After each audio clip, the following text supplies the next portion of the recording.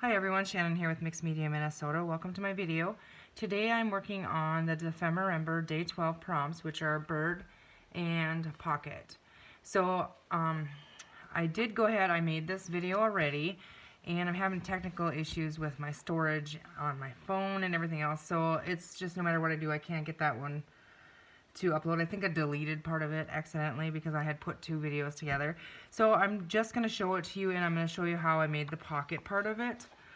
So here is my finished Day 12 piece of ephemera, which is a book page pocket, and it's full of all kinds of fun stuff. So I'm just going to go ahead and show you here. I have a little decoration on the front, and this is just a little journal card, and I stitched on the edge of that.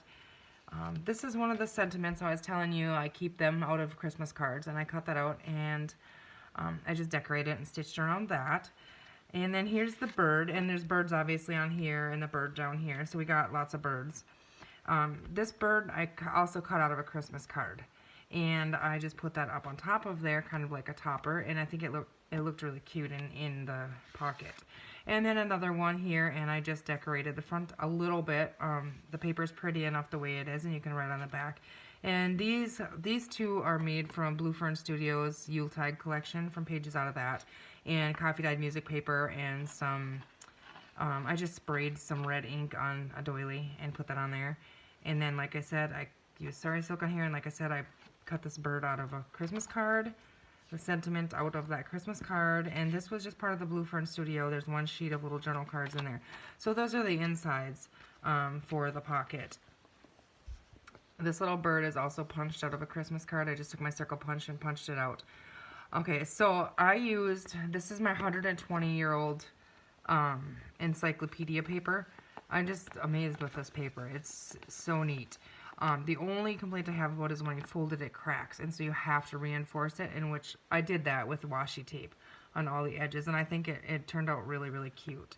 And after I looked at this and I was all done with it and I flipped it over, it's kind of interesting. The word gift is on the back. So that's kind of neat because it's like Christmassy and stuff. So I thought that was fun. Normally I don't pay attention to the words at all. So I'm going to show you how I make this pocket. I'm not going to edge it on video with washi tape or anything. I mean, that's pretty obvious. You know, put it on there and fold it over. So, but we're going to go ahead and make this. And first, let's go ahead and put this back together. So this is made, this pocket, I'm going to tell you about this. There's a pocket. If you glued it down in a journal page on these three sides, you could have a pocket behind, so 1. You can have a pocket here, 2. You can have a pocket here, 3. And a pocket here is 4, and then a little pocket here, which could be 5. So this could be 5 pockets, really. I'm not sure how I'm going to use it yet. I was going to glue it down, but I do kind of like that it has that gift on the back. So we can clip it in as well as like a floating pocket too. So I'm going to go ahead, and I have this one in here. I just slid that in that one. Okay, and then here the little bird I thought was so cute poking up on, that's why I put it on that side of the tag, because then you can see it, and I don't know, I thought it worked. And this little journal card, I could put it in here like this, you know, and then you would see this, but I thought it was really cute this way. So I just put that in there, and then this here, I kind of liked it behind here. So it's a really full, fun pocket, and I mean, like I said, there's more pockets. You could, and it's not all that bulky, you know, still fun. Okay, so there is our Day 12 Ephemerimber with bird and pocket. Now let's make that pocket. Okay, so here is a spread out of my 1901 encyclopedia. Okay, so what I did is I just simply took, so it ended up by, it would be 8.5, I think, by 11. Nope, this page actually is, I'm just going to tell you the dimensions of it to get that size pocket. So, well, let's cut it first. I just cut the seam, you know, the spine, and I just trim it like that. And then I only use one of them. So I'm just going to use this one right here, and we'll set that aside for another project. But now let me measure this one so I can tell you the size that it is, because it's about perfect. The size of this pocket for in a journal, it is 4.5 inches by, the top of the pocket is about 6.5, and then the tag sticks out a little higher. So I think that's about perfect, and that's with this size. So this is 7.5 inches wide by 10 3/4 inches tall. And okay, so what you do is, I like to use something with a grid on the background so I can kind of line it up. You don't have to, you can just simply fold it. I'm going to go this way because I want the fish on the inside. So you just take your paper and lay it like this, and you grab the bottom corner, and you're going to go up like this until this is an even squared corner. And I do believe it is 1 3/4 inches if you line it up on here. So I will put that straight on the line, if that makes sense. And I'm going to move this one over to 1 3/4 inches from that side. And then I'm also going to go 1 3/4, almost 1 3/4 up. And we got this move over a little bit. And like I said, that isn't completely, you don't have to be that precise with it. I just kind of like when the top of my pockets are equal. Okay, so then you turn it this way and you have this, okay, like a little sailboat or something. And you're going to take the right hand side or left. You can do it either way. Nope, you have to do right. Sorry, I lied. And I just eyeball this, and I make sure the bottom is lined up with the bottom. And I fold that over, and I usually try to leave, you can make it, this is where you can make it wider or narrower. I try to leave about 1 inch or so in that top peak on this side. And here's where I'm telling you, this paper, it cracks. So, I mean, I could stitch around it and leave that and distress it a little bit. It is kind of neat, but I did really like it with the washi tape. So then, very easy, that's that side.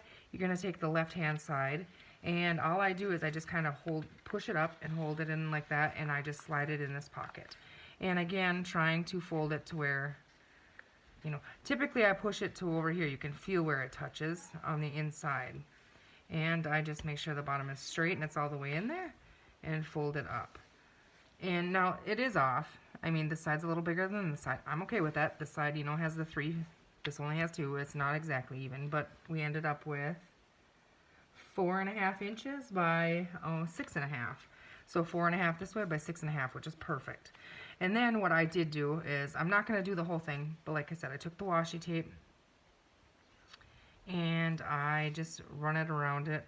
I did all of these too, because these, I don't want, they'll crack and break when you use in the pocket. And if you do this and you put the washi tape on it and fold it over, and how I did that is you just take it apart.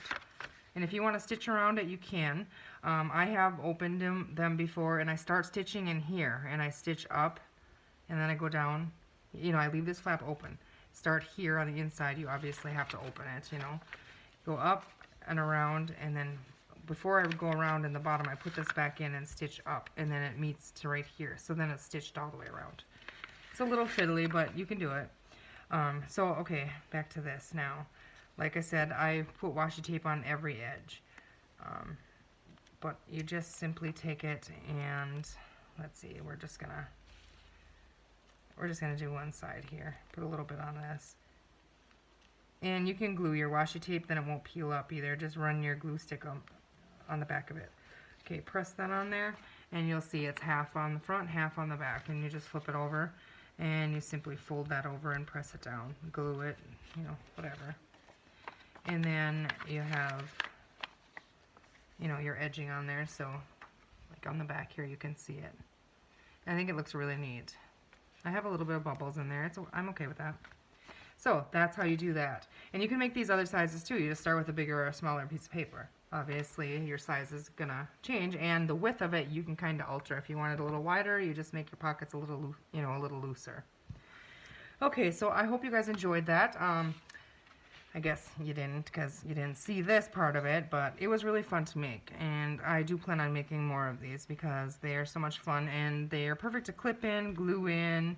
You know, you could put them in the front pocket of a cover, you know, or the back. However, it's just like a loaded pocket, and I think it looks so fun, and it looks so full.